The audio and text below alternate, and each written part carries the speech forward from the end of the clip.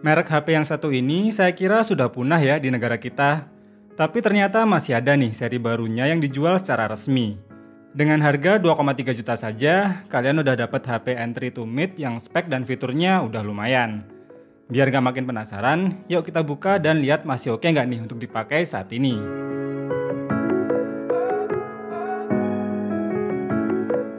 Ini dia tampilan dus ZTE Blade V40 Vita-nya. Berwarna biru Tosca dengan tampilan yang simpel dan minimalis. Di depan cuma ada tulisan V40 Vita dan ZTE. Di samping kanan ada 4 selling point utamanya, mulai dari layar, kamera, kecepatan charging, hingga kapasitas baterainya. Di samping kiri nama serinya lagi. Di atas ada varian warna green, kode IMEI, dan serial number-nya. Sedangkan di bawah dan di belakang dus polos saja ya. Begitu dibuka ada dus kecil lagi yang isinya adalah bonus jelly case bening, buku manual dan kartu garansi, serta pin SIM ejektornya. Baru kemudian unit HP yang masih terbungkus plastik dengan 4 selling point utamanya tadi.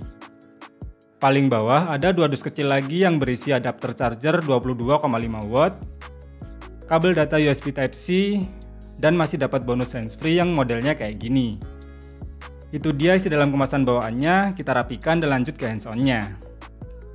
Kita buka dulu plastik pembungkusnya. Dan impresi awal lihat desain bodi belakangnya ini sih mengingatkan saya dengan HP yang desainnya sama kayak gini namun udah duluan keluar 1 atau 2 tahun yang lalu. Namun bedanya kalau ini punya build quality yang solid dan kokoh. Nggak ada tuh bagian kopong saat diketuk kayak gini. Terus finishing bodi belakangnya ini juga jelas bikin nggak mudah ninggalin bekas sidik jari. Desain BAM kameranya juga sudah agak ketinggalan nih. Namun justru saya suka aja sih sama desainnya yang kayak gini. Di sebelah kanan ada tombol volume dan power yang sekaligus untuk fitur set fingerprint. Di kiri ada lubang kecil untuk tempat dual SIM dan micro SD. Di atas polos saja nih. Baru di bagian bawah ada lubang speaker, charger, mic, dan jack audionya. Kita nyalakan dan setting dulu sebentar. Ini dia tampilan awal dari ZTE Blade V40 Vita ini. Pakai interface MyOS yang berbasis Android 11. Dari about phone langsung terbaca kalau HP ini punya kapasitas RAM 4GB.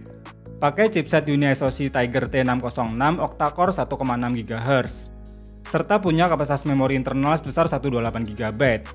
Yang saat pertama kali menyala baru terpakai sebanyak 13GB untuk sistem dan aplikasi bawaannya. Pakai layar yang lumayan lega yaitu sebesar 6,745 inch, beresolusi SD+, serta supportive refresh rate 90Hz. Tentunya kalau cuma buat kebutuhan standar udah terasa smooth banget. Cuma memang desain layarnya masih pakai desain layar poni yang bagian dagunya terasa lumayan tebel. Tapi kualitas layar IPS-nya udah lumayan terang dan tetap oke kok kalau cuma buat kebutuhan nonton video YouTube kayak gini. Dan di bagian audio sayangnya masih pakai mono speaker yang kualitasnya agak sedikit cempreng. Kurang lebih kayak gini nih suaranya.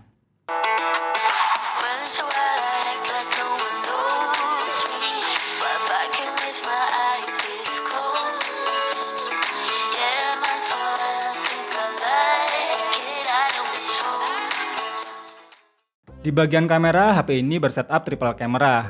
Dengan kamera utama sebesar 48 megapiksel yang didukung 2 buah lensa 2 megapiksel untuk sensor bokeh dan makro. Sedangkan di bagian depan terdapat kamera selfie berukuran 8 megapiksel yang support untuk fitur face recognition. Untuk hasil jepretannya saya rasa kalau di kondisi cukup cahaya sih masih oke-oke aja. Cuma memang kurang tangguh aja dalam menghandle backlight. Berikut adalah beberapa contoh hasil foto dan videonya.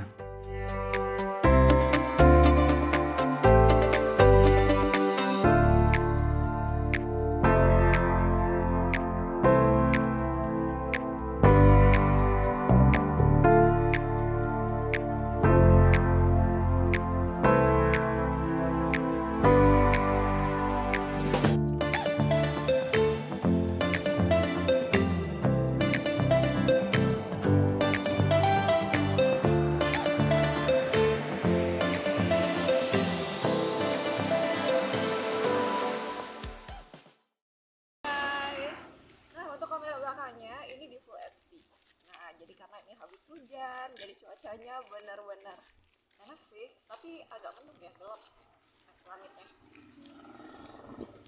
Hai guys, mungkin kalian udah lama ya nggak lihat perumahan ini.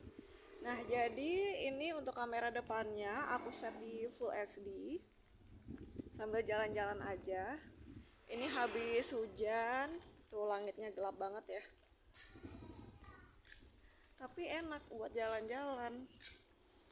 Jadi selain bisa unlock pakai sensor sidik jari yang ada di sampingnya ini, kalau mau lebih keren dan simple pakai fitur face unlocknya aja ya guys. Namun saat dicek pakai aplikasi sensor box, lumayan banyak nih sensor yang dipangkas di seri ini. Lanjut kita tes bagian performanya.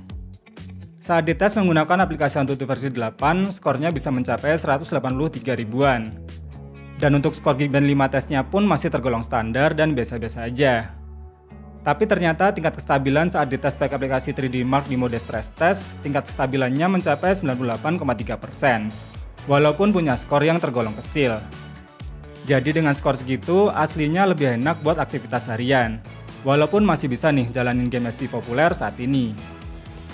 Game yang pertama saya coba buat mainin game PUBG Mobile. Settingannya mentok di HD High, atau kalau mau enak pakai settingan Smooth High aja. Untuk gameplaynya masih tergolong smooth walau tetap ada frame drop di momen tertentu. Cuma sayang aja sih untuk sensor gironya nggak bisa diaktifkan. Buat casual player sih masih oke lah, tapi kalau buat pro player jelas kurang recommended. Game yang kedua saya coba buat mainin game Genshin Impact. Dan ternyata settingan defaultnya aja udah di lowest atau terendah. Terus saat dites pakai settingan rata kiri di mode 60 fps, ternyata masih cukup playable nih. Walaupun tetap ada frame drop saat full efek animasinya. Namun overall masih terasa cukup playable dan lebih nyaman sih pakai settingan defaultnya di mode 30 fps aja ya. Nah paling enak sih kalau buat main game MOBA kayak Mobile Legends ini. Bisa pakai settingan rata kanan dan masih tetap playable. Gameplaynya juga lumayan smooth dan minim terasa frame drop. Walau ketika war dan saat setiap hero-nya mengeluarkan skill kombonya. Pokoknya HP ini paling pas sih kalau buat main game MOBA kayak gini. Saya tes juga buat nonton YouTube selama 1 jam dengan kecerahan dan volume di 50%, baterainya berkurang sebanyak 5% aja. Terus untuk endurance baterainya, saat dites pakai aplikasi PC Mark bisa mendapatkan screen on time mencapai 17 jam 11 menit. Jadi selain tergolong awet, masih didukung dengan pengisian cepat 22,5 watt. Sehingga nggak perlu waktu lama untuk mengisi penuh baterai berkapasitas 5130 mAh-nya. Menurut saya, ZTE Blade V40 Vita ini menawarkan sebuah HP entry to mid yang fiturnya masih tergolong standar untuk saat ini. Absennya fitur NFC dan dual stereo speaker tentunya bakal jadi deal breaker yang cukup berpengaruh untuk sebagian orang. Jadi dengan harga 2,3 juta udah dapat varian 418GB, layar 90Hz, performa yang lumayan dan baterai yang tergolong awet, tentunya sudah terasa value for money. Nah kalau menurut kalian gimana nih guys? Apakah HP ini masih pas untuk dipakai saat ini? Atau seharusnya bisa ngasih harga yang lebih murah lagi agar layak dibeli? Coba deh yang punya opini bisa dicurahkan di kolom komentar ya. Terima kasih udah nonton video ini sampai habis, semoga bermanfaat dan sampai ketemu lagi di video berikutnya.